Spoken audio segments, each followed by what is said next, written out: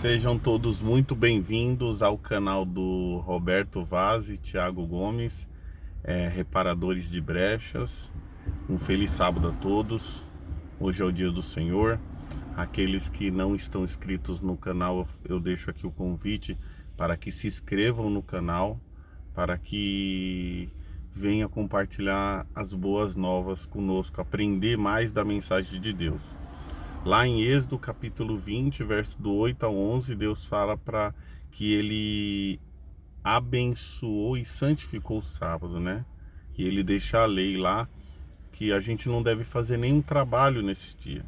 É um dia dedicado ao Senhor, né? Mas hoje faremos uma recapitulação do capítulo 18 do livro O Grande Conflito, que fala a profecia, e diz assim: um fazendeiro honesto e íntegro, que desejava sinceramente conhecer a verdade, foi o homem que Deus escolheu para liderar a proclamação da segunda vinda de Cristo. Assim como muitos outros reformadores, Guilherme Miller lutou com a pobreza e aprendeu lições de abnegação. Mesmo quando criança, Miller demonstrava força intelectual acima da média. Enquanto crescia, sua mente era ativa e bem desenvolvida, e ele tinha uma sede profunda por conhecimento. Amava estudar e adquirir o hábito de pensar com cuidado e fazer análises profundas. Essas coisas o transformaram em um homem sensato e de mente ampla. Seu caráter moral era excelente e desfrutava uma reputação invejável. Tinha um bom desempenho nas várias posições civis e militares que exerceu. Riqueza e honra pareciam aguardá-lo no futuro. Durante a infância, respondia bem às questões religiosas. No início da vida adulta, porém, começou a andar com deístas, cuja influência foi muito forte por serem, em sua maior parte, bons cidadãos, caridosos e generosos, por viverem em meio a uma sociedade cristã. O caráter deles tinha sido moldado, até certo ponto, pelo ambiente. Prestavam tributo à Bíblia, pelas qualidades que haviam conquistado seu respeito. Porém, eles pervertiam esses aspectos positivos a fim de influenciar as pessoas contra a palavra de Deus. Miller adotou seus pontos de vista. A interpretação das escrituras que as pessoas defendiam naquela época apresentavam dificuldades que lhe pareciam insolúveis. Porém, essa nova crença, que deixava a Bíblia de lado, não oferecia nada melhor, e ele não conseguia se sentir satisfeito. Quando Miller tinha 34 anos de idade, o Espírito Santo impressionou seu coração, mostrando-lhe que era pecador. Ele não tinha certeza de felicidade, além da sepultura. O futuro parecia escuro e sombrio. Ao falar sobre os sentimentos dessa época, ele contou: os céus eram como bronze sobre a minha cabeça, e a terra era como ferro debaixo de meus pés. Quanto mais eu pensava, mais incoerentes eram minhas conclusões. Tentei parar de pensar, mas não conseguia controlar meus pensamentos. Sentia-me verdadeiramente infeliz, mas não conseguia entender o motivo. Estava triste e queixoso, mas não sabia a quem culpar. Eu sabia que existia o errado, mas não sabia como nem onde encontrar o certo. Continuando aqui a nossa leitura, o encontro com um amigo.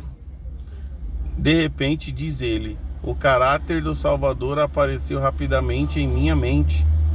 Pareceu que poderia existir um ser tão bom e compassivo que ele próprio expiaria nossas transgressões e assim nos salvaria do sofrimento, da pena, do pecado. Mas então veio a dúvida: como podemos provar que esse ser existe? Fora da Bíblia, eu não conseguia encontrar nenhuma evidência da existência de tal Salvador, nem mesmo de uma vida futura. Vi que a Bíblia falava exatamente sobre o tipo de Salvador do qual eu necessitava e fiquei perplexo ao ver como um livro não inspirado era capaz de desenvolver princípios adaptados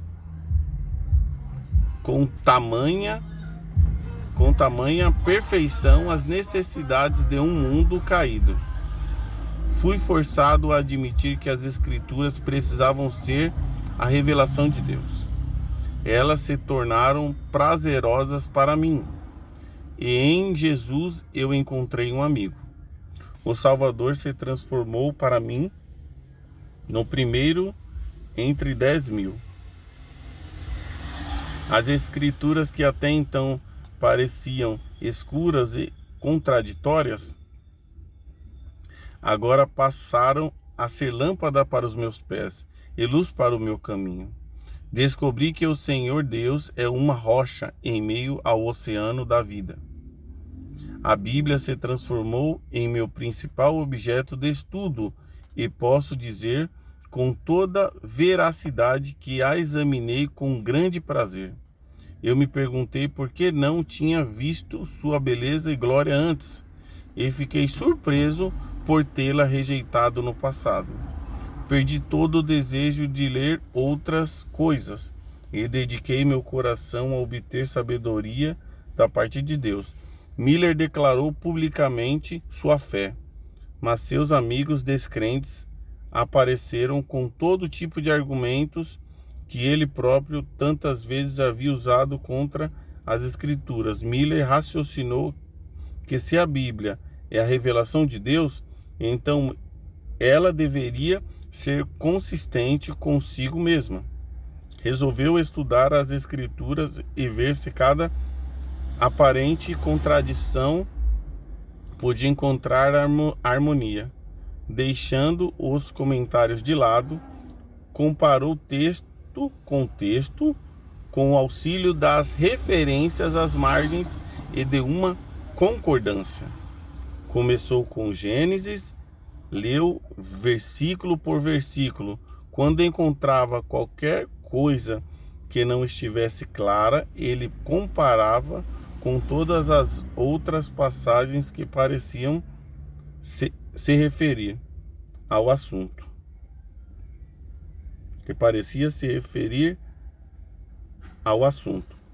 Permitia que cada palavra tivesse sua influência sobre o texto. Assim, sempre que chegava a um trecho de difícil compreensão, encontrava uma explicação em alguma outra parte das Escrituras. Enquanto estudava, orava com fervor para que Deus iluminasse sua mente e então vivenciou a verdade das palavras do salmista.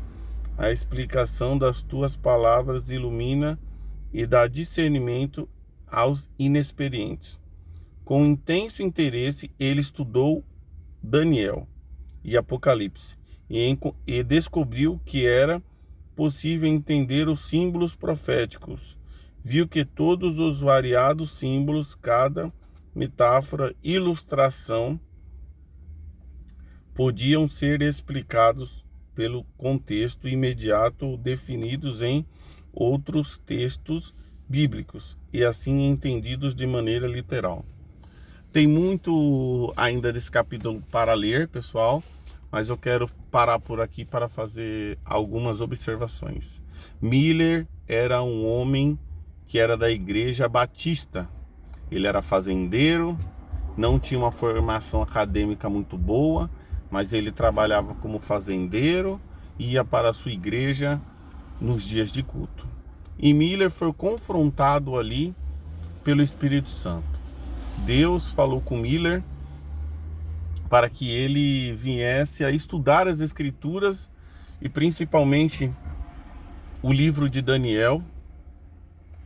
Como o texto diz, Miller tinha um caráter exemplar, ele tinha um raciocínio bom, lógico, e desde a infância. E Miller ele começou a rasurar as Escrituras, comparar texto sobre texto. E quando Miller não entendia, ele voltava onde ele não entendia e relia tudo até ele entender.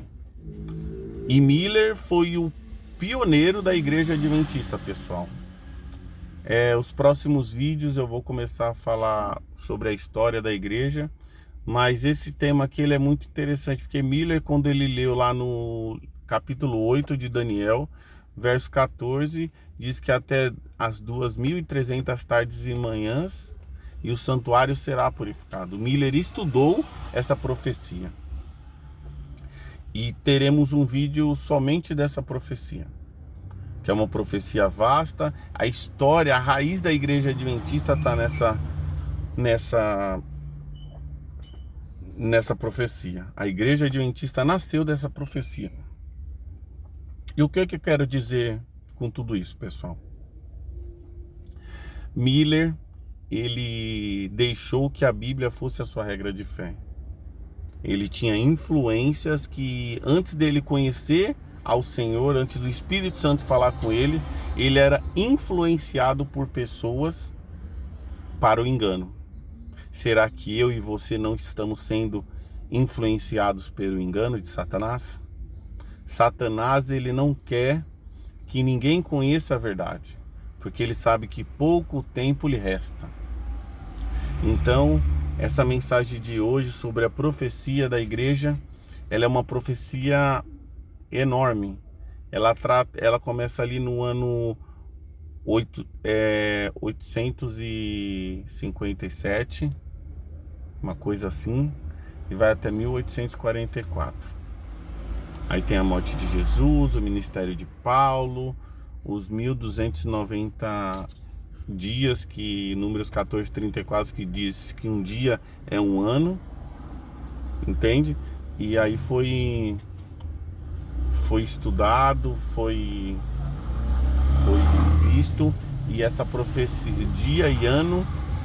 Então, quando a Bíblia fala lá que 1290 dias, está falando 1290 anos que o povo de Deus foi oprimido. Você entende? Então, Miller encontrou um amigo. Será que nós encontraremos esse amigo? Será que nós estamos buscando esse amigo que é Jesus Cristo? Fica essa reflexão. Um feliz sábado a todos e que todos estejam na paz de Deus. Ótimo sábado.